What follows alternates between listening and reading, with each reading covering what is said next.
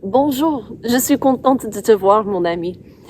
Aujourd'hui, à l'école du dimanche, ce sont les marionnettes qui vont présenter leur idée de ce qui est arrivé vers l'an 0. Bonne écoute.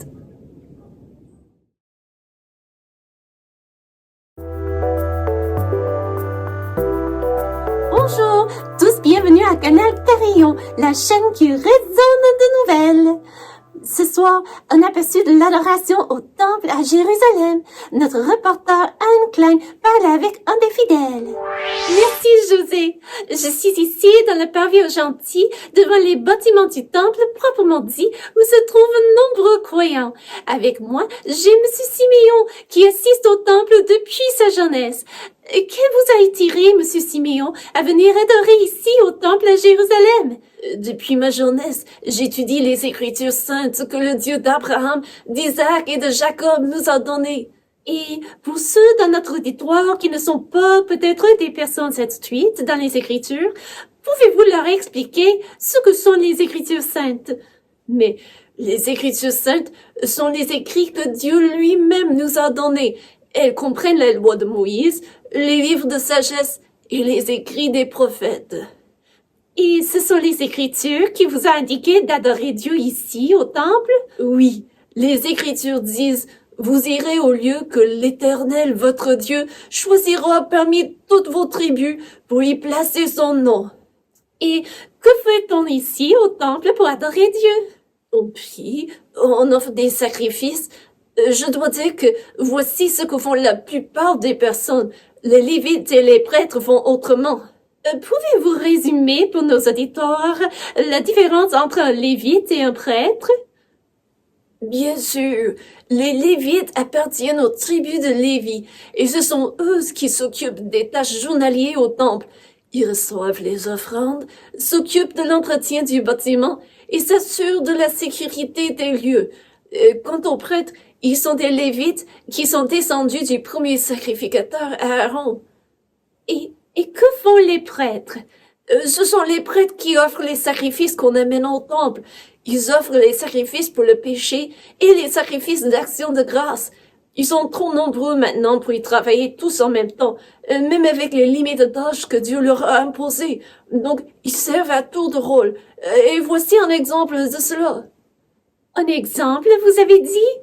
Oui, parce qu'il y a tellement de prêtres. Le roi David a divisé la famille par 24. Chaque division sert pendant 1 mois, tous les 2 ans. Mais parce qu'ils sont quand même nombreux, on choisit par le sort qui va entrer en fonction pendant leur mois de service. Ce n'est pas tous les prêtres qui auront l'opportunité de servir dans le lieu saint du temple. Et qu'est-ce qu'ils font dans le lieu saint? En ce moment, un des prêtres a été choisi pour offrir de l'encens sur l'autel d'encens qui s'y trouve. Ah, je vois que c'est Zacharie. C'est un homme qui craigne Dieu, et ce n'est pas une façade. C'est un honneur d'être choisi. Il va y entrer et offrir l'encens, tandis que les fidèles prient en dehors. Merci pour vos explications. Voici un aperçu de l'adoration au temple. José? Merci Anne, très intéressant. Après la pause, des découvertes au niveau de la santé.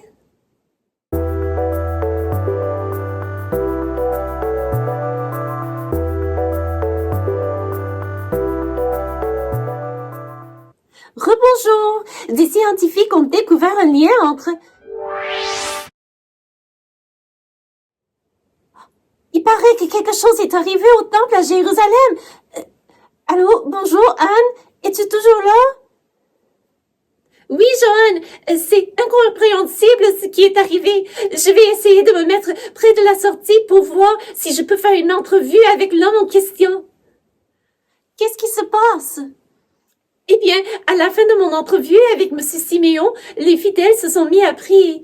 Il me semblait qu'ils priaient longtemps quand j'ai aperçu que plusieurs fidèles regardaient autour d'eux, comme si cela leur semblait long à eux aussi. J'ai retrouvé M. Siméon pour lui demander ce qui se passait. Il m'expliquait que l'homme qui offrait l'encens prenait son temps. Si je me rappelle bien, c'était un sacrificateur qui s'appelle Zacharie? C'est exact. Et maintenant qu'il est sorti, il fait des gestes avec ses mains, mais semble tellement ébloui par ce qui lui est arrivé qu'il n'arrive pas à le décrire. Les rumeurs circulent que peut-être il a vu une vision dans le temple. Je vais essayer de me frayer un chemin à travers la foule, tout en excitation. Quelle nouvelle! Une vision dans le temple! Ça fait longtemps depuis qu'on a eu une vision. La dernière vision documentée a eu lieu il y a, selon nos premières recherches, 400 ans. Ça fait longtemps, plusieurs générations. Retournons au parvis aux gentils pour voir si Anne est parvenue à l'endroit où se trouve le sacrificateur Zacharie. Oui, j'ai réussi de m'approcher à l'endroit où se trouve le prêtre. Bonsoir, Monsieur Zacharie, Anne de la chaîne Carillon. Qu'avez-vous vu dans le lieu saint?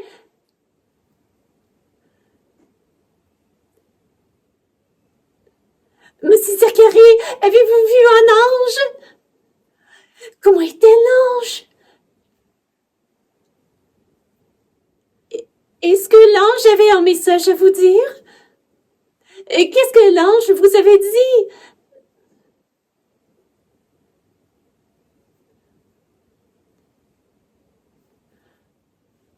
Je crois que c'est mieux de laisser reposer Monsieur Zacharie. C'est fini avec les questions. Vous l'avez vu, le prêtre Zacharie a vu quelque chose pendant son service dans le lieu saint du temple, mais il n'arrive pas à exprimer ce qu'il a vu. Je me demande s'il arrivera à communiquer avec quelqu'un. Vous pouvez vous assurer que le canal Carillon sera là pour les développements. Merci Anne. Assurez-vous, chers auditeurs, que nous suivons les développements au temple et vous pouvez entendre la suite ici à la canal Carillon qui fait résonner les nouvelles.